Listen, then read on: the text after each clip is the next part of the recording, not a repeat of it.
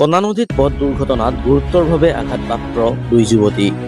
লখিমপুৰ জিলাৰ চালধোৱা আৰক্ষী চকীৰ অধীনস্থ ৰাষ্ট্ৰীয় পথৰ কণা নদী দলঙত সংঘটিত এটা পথ দুৰ্ঘটনাত দুগৰাকী যুৱতী গুৰুতৰভাৱে আঘাতপ্ৰাপ্ত হয়।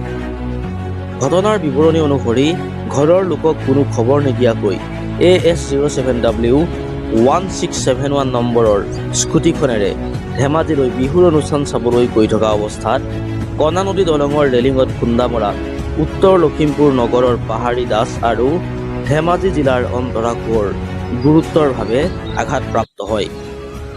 ঘটনাস্থলীত উপস্থিত স্থানীয় সংবাদদাতা দীপ্ৰতিম বৰা আৰু স্থানীয় ৰাইজৰ তৎপৰতাত তথা চালধোৱা আৰক্ষীৰ পূৰ্ণ সহযোগিতাত দুয়োকে গোগামুখৰ চিকিৎসালয়লৈ লৈ যোৱা হয় যদিও পাহাৰী দাসক উন্নত চিকিৎসাৰ বাবে প্ৰেৰণ কৰিছে তথা তেওঁ বৰ্তমান এখন ব্যক্তিগত চিকিৎসালয়ত ডিব্ৰুগড়ত ICUত চিকিৎসাধীন হৈ আছে। বিশেষ প্ৰতিবেদন আছামিজ টক্স নাও।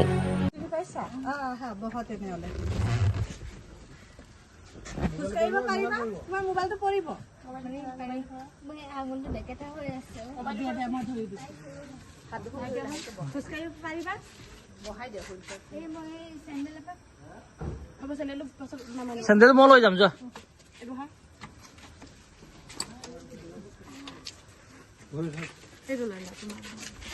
ভৰিটো ইয়াত থোৱা বেলেগ ভৰিটো থৈ দিয়া।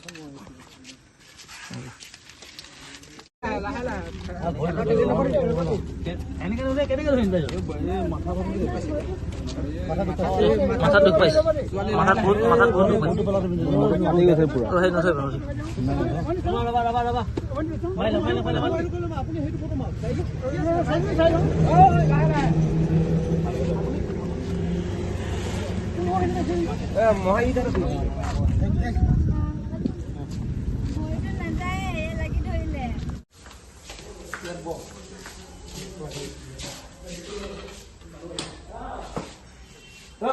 বহা, ধুনীয়াকে বহা।